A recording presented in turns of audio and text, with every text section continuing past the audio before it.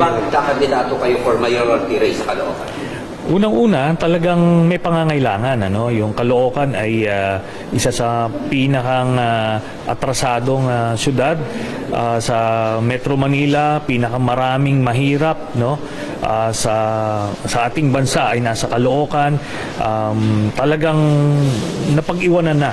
So may ganong pangangailangan. At the same time, doon naman ako pinanganak, doon ako pinalaki.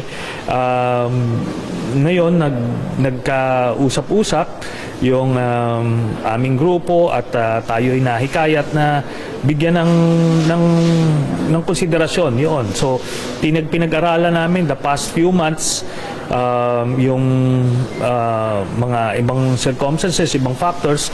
So ando doon tayo ngayon sa inclination na tumakbo bilang mayor ng Caloocan.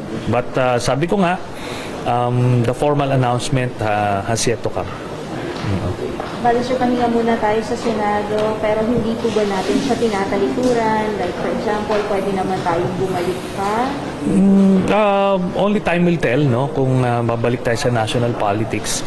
But part of the reason siguro na medyo na burn out tayo sa national politics the past 6 years, matinding bugbugan nung nakaraang administrasyon. So, tingnan natin.